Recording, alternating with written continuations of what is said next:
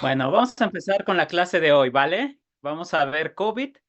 Espero que hayan podido leer la clase, las diapositivas poquitas que tratan del tema y visto la plática que les dije. Y si les dio tiempo, que hayan visto de las demás especialidades. Entonces, nos vamos a enfocar a rehabilitación, pero vamos a dar una pequeña introducción de generalidades de este virus.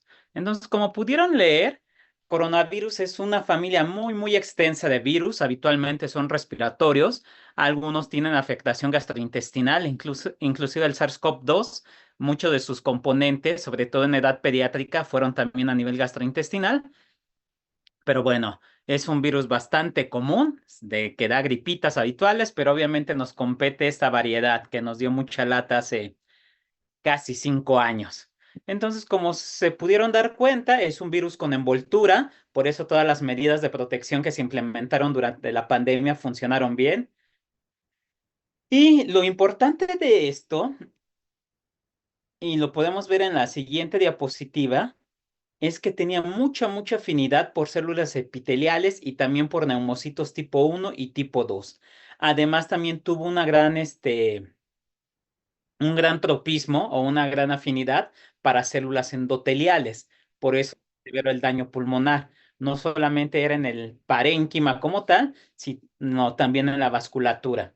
Entonces, como ustedes pudieron haber leído, el SARS-CoV-2, al unirse a las células, entraba por un mecanismo de endocitosis, liberaba su material genético y el problema de este material genético es que sus proteínas, como pueden ver en el esquema, eran transportadas en gran cantidad, más allá de la mayoría de los virus, por el retículo endoplásmico.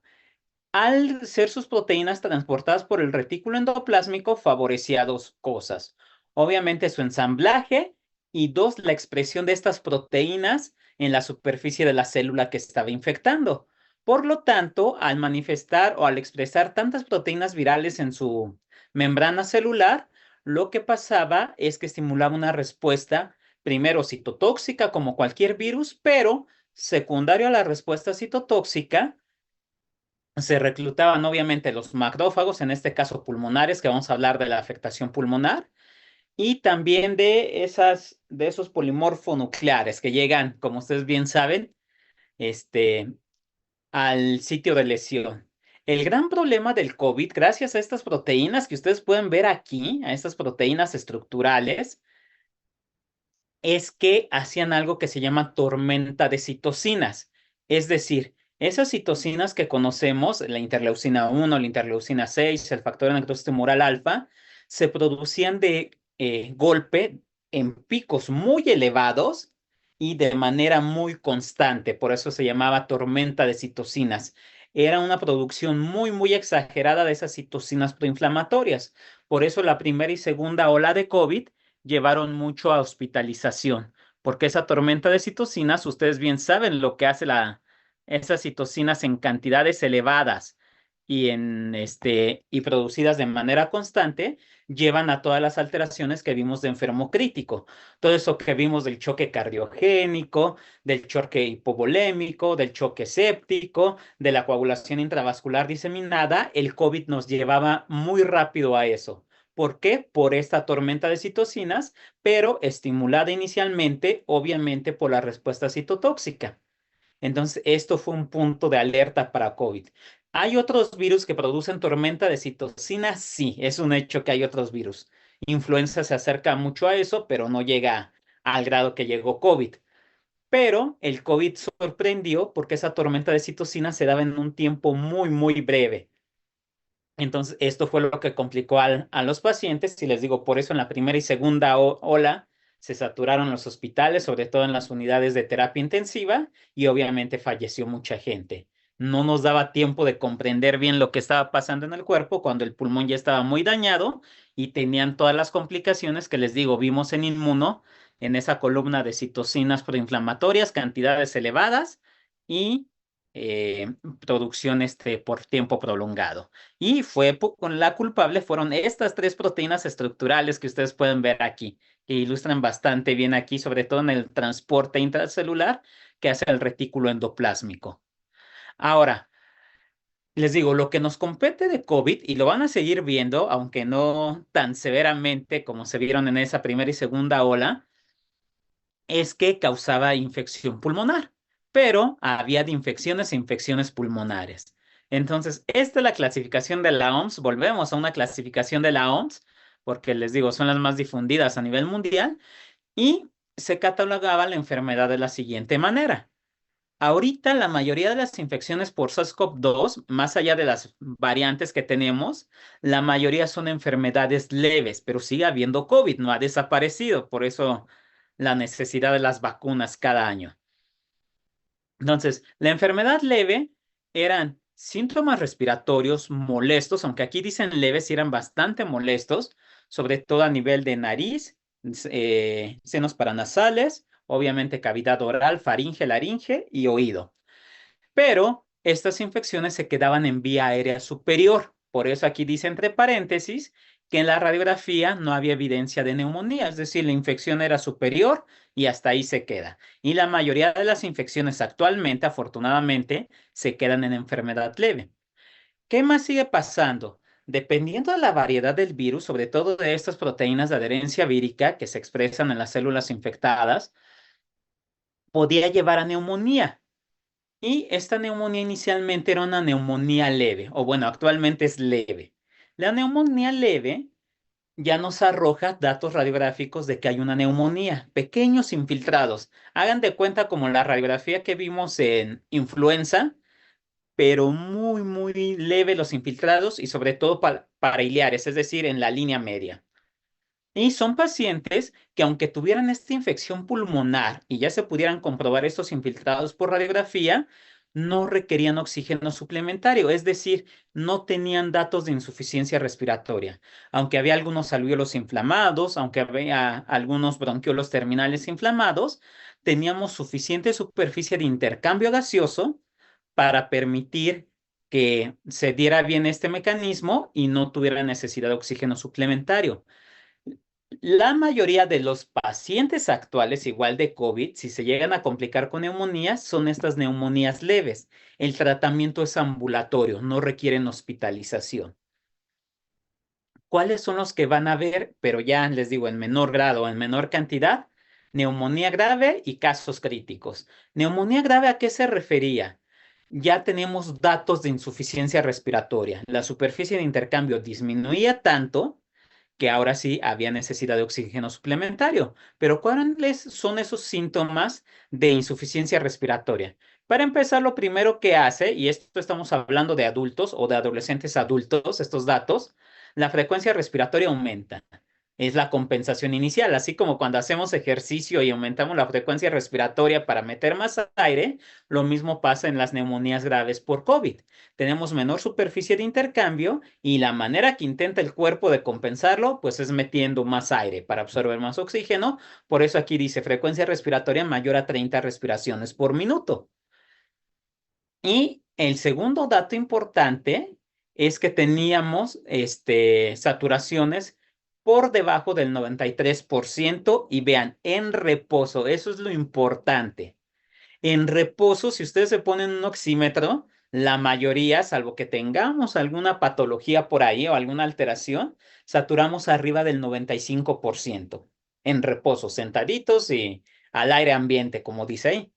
Si yo hago actividad física, puede ser que la saturación baje unos 4 puntos, es normal. Si yo tenía 97 inicial y me pongo a hacer actividad física, mi saturación puede bajar a 93 y sigue siendo normal.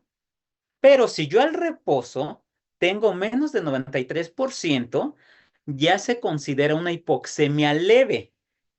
Y en estas circunstancias, si a esa misma persona la pusiera a hacer actividad, desde saltar, brincar, caminar rápido, subir un piso de escaleras, etcétera, esa saturación estaría por debajo del 90%. Y obviamente con estos datos, les digo, menos del 93% al reposo, como dice aquí la OMS, y menos del 90% en actividad física y actividad física cotidiana, les digo, subir, bajar escaleras, caminar rápido, etcétera, menor al 90%, ya eran datos de insuficiencia respiratoria y nos estaba diciendo que obviamente la destrucción que está haciendo el COVID en alvéolos terminales y en en alvéolos y bronquiolos terminales era bastante considerable y estos pacientes llegaban al hospital. Una neumonía grave no requiere intubación o ventilación mecánica.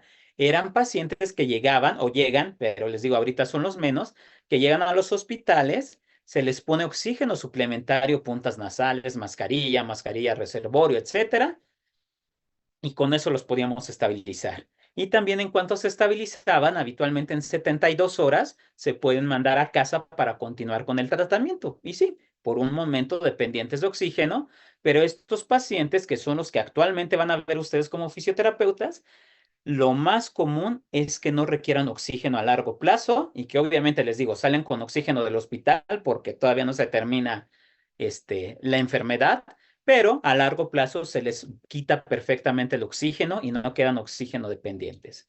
Y los últimos pacientes, que ya va a ser muy, muy raro que los vean ustedes, pero que si tienen alguna patología previa, principalmente pacientes oncológicos, sí van a poder ver esos casos críticos.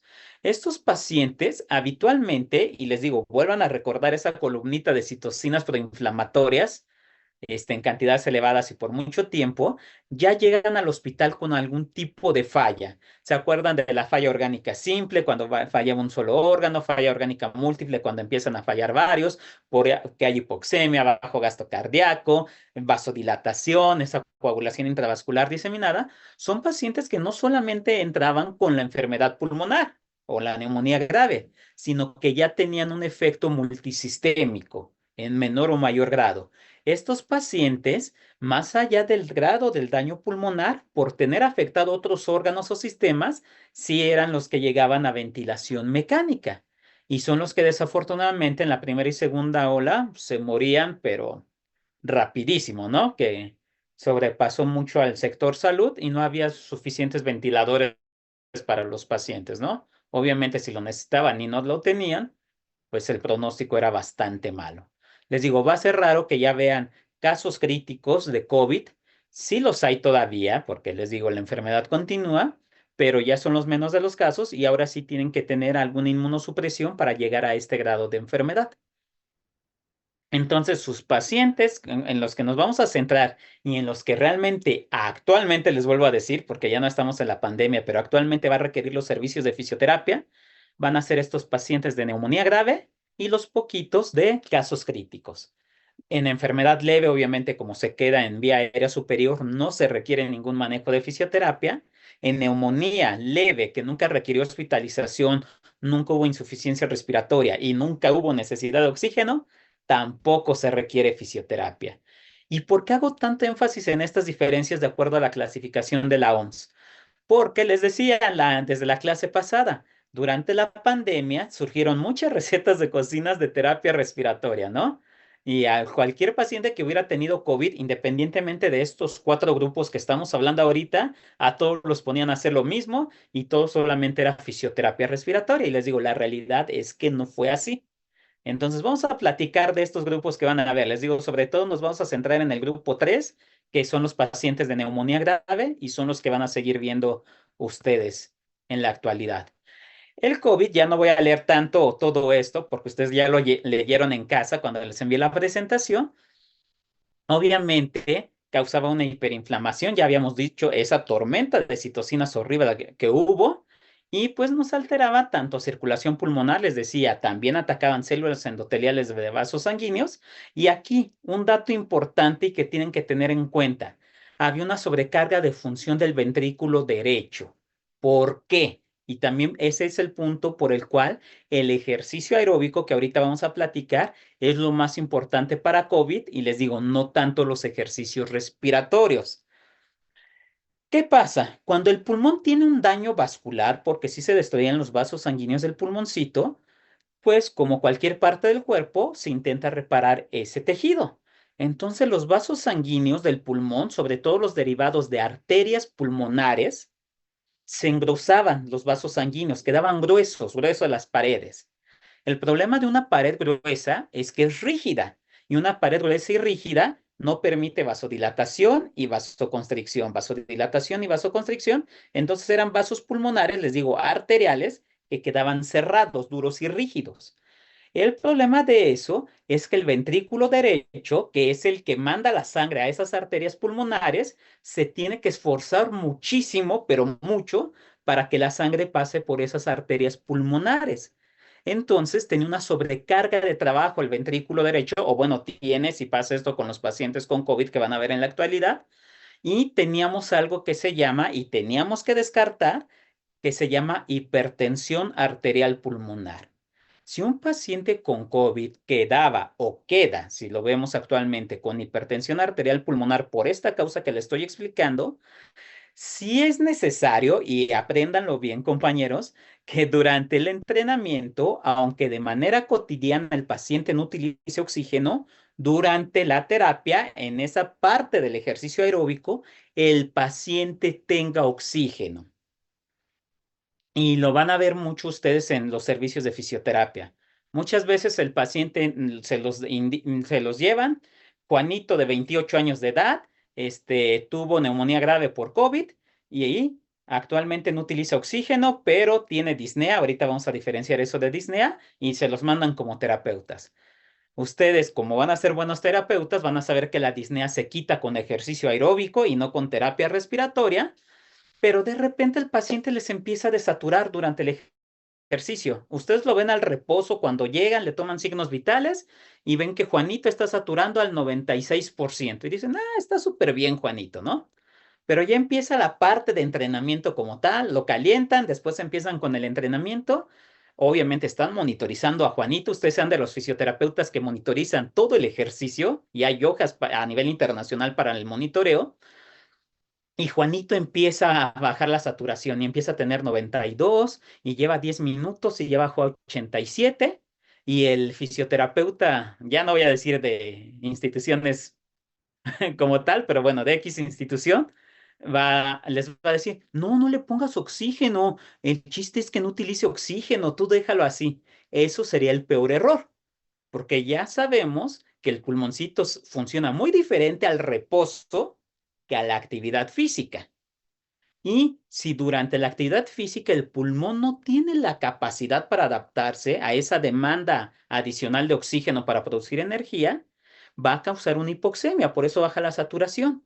Y si de por sí este paciente, por haber tenido COVID, tiene este riesgo de que tiene alteración en arterias pulmonares y en el ventrículo derecho, si ustedes son de los terapeutas, porque créanme, aunque se escuche lógico, la mayoría de los terapeutas no les quieren poner oxígeno a sus pacientes, aunque desaturen a la actividad física, porque dicen que en su vida cotidiana no utilizan oxígeno y no quieren que utilicen, van a causar que este engrosamiento de arterias pulmonares, en vez de que se quede igual, aumente y que ahora sí la presión del ventrículo derecho, en vez de aumentar poquita esa fuerza que tiene que hacer, aumente mucho. Y que si ese paciente no tenía oxígeno, ahora después, por un mal entrenamiento, ese paciente tenga un grado severo de esa hipertensión arterial pulmonar o de disfunción del ventrículo derecho, y que ahora sí yo como médico le tenga que decir a Juanito que le tengo que mandar un medicamento para abrir esas arterias pulmonares y que ahora sí va a tener que utilizar el oxígeno ya en su vida cotidiana. Entonces, ¿por qué les cuento todo esto? Y en COVID pasó muchísimo, que los ponían a hacer ejercicio también a lo tonto, con recetas de cocina.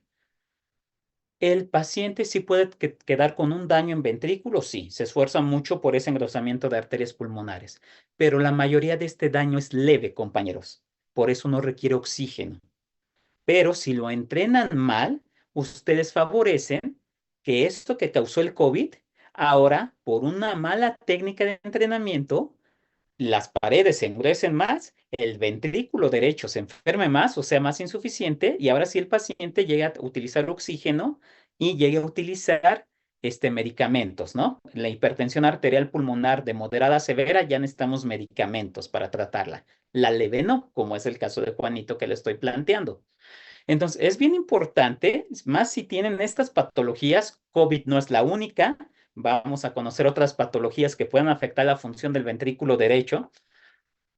Sí es importante que si detectan, por eso hay que monitorizar bien a su paciente y no decirle a Juanito, y lo van a ver, ay, tú síguele 20 minutos en la caminadora, yo ahorita te vengo a ver y se van con otro paciente para ganar más dinero si es en la privada, o se van a platicar con el otro fisioterapeuta que no tiene nada que hacer, y Juanito está los 20 minutos ahí solo en la caminadora, ¿no?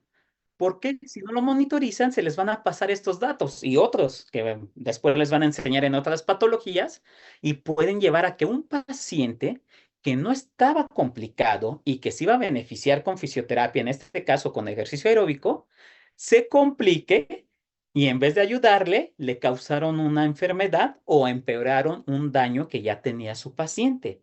Y créanme, en COVID pasó muchísimo. Por eso en medicina de rehabilitación estamos peleados con la receta de cocina. Y por eso nosotros, cuando somos médicos y les damos clases a ustedes como terapeutas, les decimos que no sean de los terapeutas que pongan recetas de cocina, sino que estudien a su paciente e individualicen los tratamientos. Por eso estas clases o estos detallitos que platicamos, que les vuelvo a repetir, aunque son sencillos, créanme, la mayoría de sus colegas, sobre todo los que ya son profesionistas y están trabajando, se les pasan mucho estas cosas. Entonces, ustedes no vayan a ser de los que les pasen este tipo de detalles. Entonces, los pacientes con neumonía pueden quedar con diferente grado de daño pulmonar. El estudio ideal, y se lo tienen que decir al médico que les envía al paciente, y si el paciente les llega directamente o el médico que se los envía no conoce de esto, porque muchas veces pasa eso, se lo mandan a un médico que sí sepa, ¿no? A uno de rehabilitación, a un neumólogo en este caso también. Porque es importante que como fisioterapeutas también conozcan, más allá si tuvo neumonía grave o tuvo neumonía de un paciente crítico, esos dos últimos grupos de la OMS, sepan qué tipo de daño pulmonar tiene su paciente. Para cada patología, para cada enfermedad pulmonar, tenemos clasificaciones para establecer daño pulmonar. No es que yo vea un estudio y diga, ah, como que tiene la mitad del pulmón dañado, yo le voy a poner 50% del daño. No es así. Hay que analizar varias cosas. No es parte de sus competencias como fisioterapeutas, pero sí tienen que conocer qué tipo de daño puede tener su paciente. Ya si quieren el detalle más específico, sí hay que apoyarse de un médico. Estas son radiografías, digo, tomografías axiales computarizadas de alta resolución, es el nombre completo del estudio, de pacientes sobrevivientes de COVID, pero neumonía grave, no paciente crítico, no neumonía leve. Estamos hablando de ese grupo 3 de la OMS, que son los que realmente van a buscar apoyo de un fisioterapeuta. ¿Qué tenemos? Perdón, se pierde un poco el cursor porque las imágenes son en blanco, perdón, compañeros, pero todo esto blanco que estoy señalando en la periferia de la primera imagen, todo eso son áreas de consolidación. Aquí podemos hablar de dos cosas, o pueden suponer dos cosas. Uno, que hay una sobreinfección bacteriana, que en COVID también pasaba mucho eso, por eso les decía que luego teníamos que dar antibiótico. O dos, que el daño pulmonar, esa destrucción de neumocitos, fue muy extensa y son áreas de fibrosis pulmonar. Para concluir, estas zonas, todas blancas, no sirven ya para intercambio gaseoso. Son zonas que ya se perdieron del pulmón y desafortunadamente va a quedar con ese daño el paciente.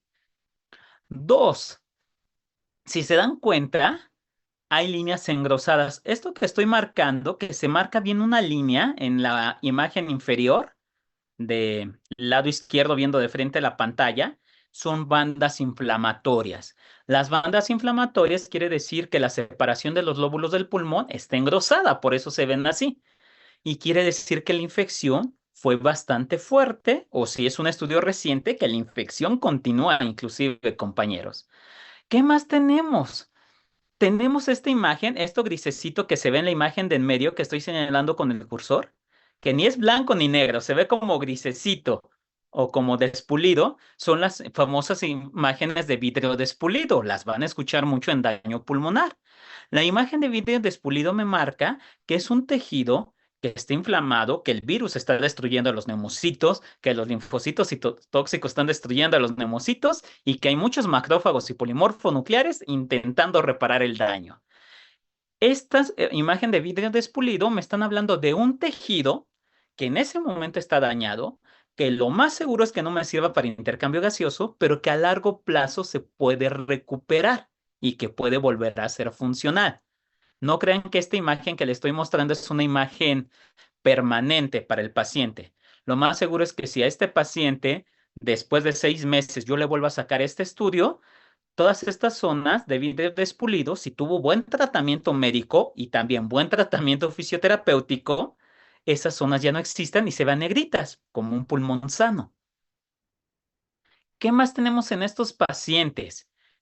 Aquí donde señalo en el cursor, en la imagen superior, y hay otras por aquí abajo, se ven como circulitos muy, muy negros. Esos circulitos muy, muy negros son bronquiectasias. Bronquiectasia es que el tejido, como les decía en influenza, el bronquiolo quedó todo chicloso, todo guango del tejido conectivo y puede cerrar fácilmente. Cuando vean a pacientes que tengan esos daños de bronquiectasia, y aquí no veo nada, pero también hay unas imágenes como esta que estoy señalando con el cursor, ese circulito bonito, pero rodeado de una capa blanquecina, la que estoy con el cursor ahorita en la imagen inferior, esas se llaman engrosamientos peribronquiales o endobronquiales. Esas imágenes les señalan a ustedes como fisioterapeutas que esa vía aérea colapsa muy fácilmente, lo que les decía, cierra muy fácilmente y que por lo tanto van a necesitar aquí sí técnicas de fisioterapia pulmonar, esas técnicas que hablábamos de influenza, que se llaman técnicas expiratorias dirigidas o técnicas de autopip o de presión positiva. Dejen contesto la pregunta del chat.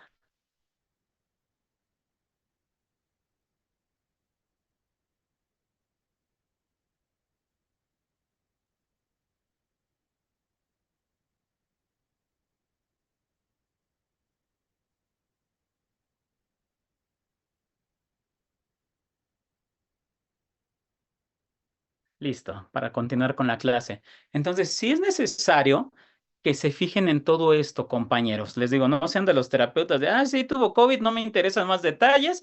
Vámonos, infla la pancita y desinflala, ¿no? Y después súbete a la bicicleta mágica y se acabó. Esa fue tu terapia. Sí consideren estos detalles ustedes, compañeros. Les digo, por eso estas clases básicas. Ahora, ¿con qué queda el paciente? Ustedes pueden leer infinidad de artículos, después les paso esta revisión sistémica que pueden leer. Fue de las primeras que salió de COVID, esta salió en el 2020, ni tenía un año la pandemia y salió este estudio, pero observaron que el 80% de los pacientes tenían secuelas y estas secuelas siguen teniéndolo los pacientes que actualmente sobreviven a COVID. ¿Cuáles les interesan como fisioterapeutas y qué es la justificación del manejo de fisioterapia? Fatiga, y vean el porcentaje, 58% de los pacientes quedaban con fatiga, 24% con disnea. Es decir, tendríamos pacientes que tuvieran ambas cosas o la mayoría de los pacientes tal vez solamente tuvieran fatiga. Ustedes como fisioterapeutas sí tienen que distinguir perfectamente qué es fatiga de disnea. La mayoría de los médicos les van a enviar al paciente como disnea.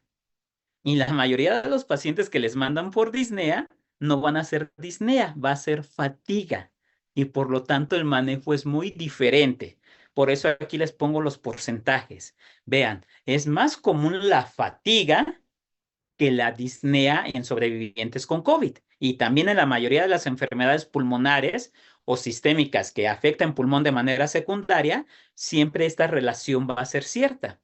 Cuando hablamos de disnea, compañeros, estamos hablando de pacientes que realmente tienen un daño pulmonar que dificulta ese intercambio gaseoso. O en los menos de los casos, y ojalá hayan escuchado la plática de la cardióloga pediatra, que también viene en ese mismo video, alteraciones cardíacas como pericarditis o endocarditis, que son los menos de los casos. Pero yo siempre que voy a decir disnea, quiere decir o el corazón funciona mal o el pulmón está funcionando mal. Si ambos órganos, aunque pasaron por un daño, este, están perfectos, yo digo en automático no es disnea y el tratamiento va a variar un poco, ¿de acuerdo, compañeros? Cuando el paciente tiene fatiga, quiere decir que pulmón y corazón funcionan perfectamente, pero el músculo es el culpable. El músculo por algún motivo, y también pasaba mucho en COVID, y les digo, va a pasar en muchas enfermedades, se cansa o produce energía de manera inconstante. Y en la fatiga, aunque suene como pleonasmo tal vez, la fatiga siempre es muscular. La disnea siempre tiene que ser o de origen cardíaco o de origen pulmonar. Y ustedes tienen que distinguir esto. Y obviamente hay pacientes que pueden tener ambas cosas, disnea y fatiga. ¿Por qué enfatizo todo esto? Ustedes ya pudieron escuchar en la plática que les pasé el video que si el paciente sobre todo tiene disnea, la única manera de quitarle disnea es con ejercicio aeróbico, sí o sí. Y les digo, ustedes tienen que hacer una serie de cálculos que espero que ahorita nos dé tiempo de platicarlo todavía, pero si el paciente solamente tiene fatiga, el ejercicio más importante va a ser un poquito de aeróbico, pero mucho de anaeróbico o ejercicio muscular. Entonces, no es receta de cocina, les vuelvo a repetir, compañero, por eso ustedes están estudiando tanto. Tienen que analizar bien a sus pacientes. Y la primera cosa que tienen que saber en neumonías como la del COVID que estamos platicando ahorita es, mi paciente quedó con disnea o con fatiga o con ambas cosas, porque el tratamiento cambiaría. Todos los pacientes, sobre todo los jóvenes o en los niños, a nosotros nos costaba trabajo con los niños, todos los pacientes les van a decir, ¿le falta el aire cuando sube escaleras? Les va a decir, sí, sí, me falta el aire y me agito. Pero eso no quiere decir que sea disnea en automático, compañeros. A lo mejor yo no hago ejercicio y subo escaleras y me falta el aire, pero no es disnea, es fatiga, ¿no? O a lo mejor ni siquiera es fatiga, a lo mejor nada más es desacondicionamiento físico, ¿no? Pero eso ya es otro boleto y no es por COVID o por patologías, ¿no? Entonces, ustedes no van a tratar desacondicionamiento físico. Ustedes tratan o fatiga o disnea o ambas cosas en sus pacientes. ¿Cómo lo vamos a diferenciar? Por interrogatorio es difícil, porque les digo, todos los pacientes nos dicen, nos falta el aire y nosotros en automático disnea, ¿no? No, no va a ser así. ¿Cómo lo van a diferenciar?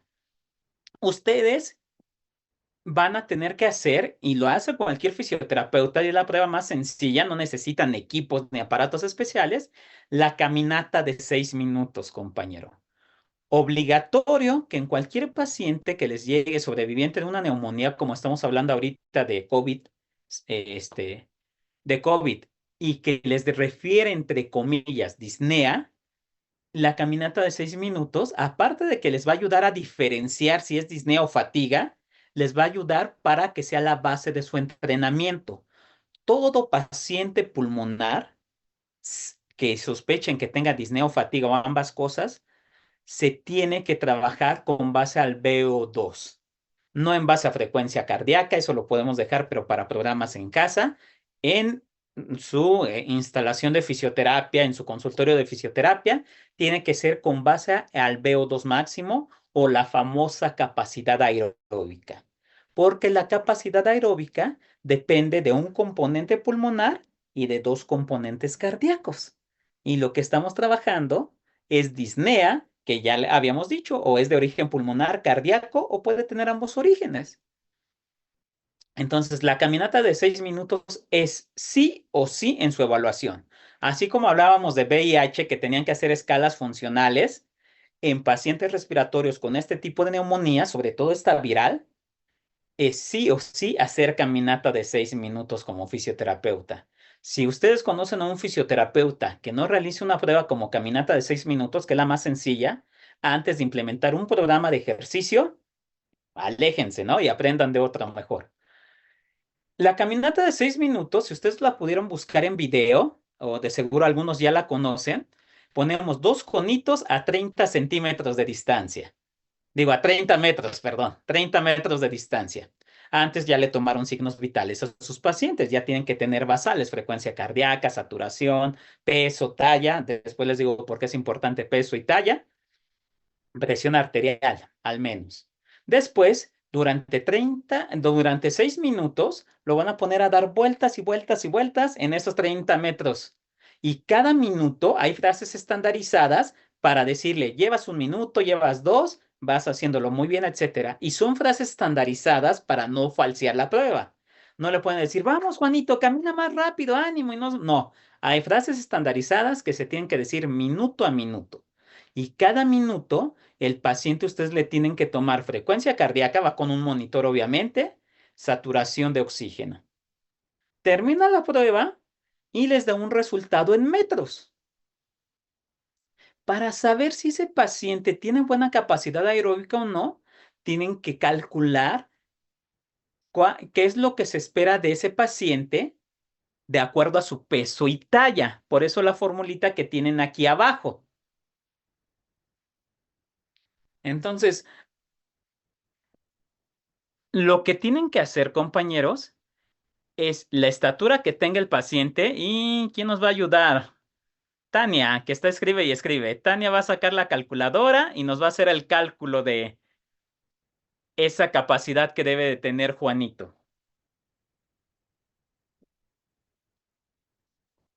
Juanito de 28 años fue con Tania. Tania le hizo su caminata de 6 minutos y Tania va a calcular cuántos metros en teoría debería de haber caminado Juanito, como cualquier persona sana con su mismo peso y talla, que esta fórmula es la que nos ayuda. Entonces, Juanito mide 1,71, porque si se dan cuenta, la estatura es en metros. Entonces, 1,71 por 391,9. Esa es una constante. Ese es el primer valor. Después, Juanito pesa 78 kilos. Entonces, esos 78 kilos lo van a multiplicar por 2,41.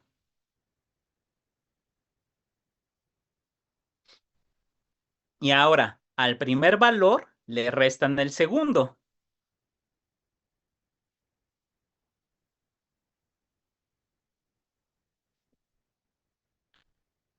¿Listo, Tania?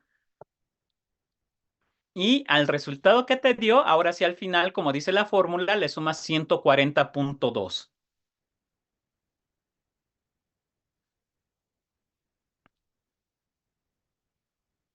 ¿Listo?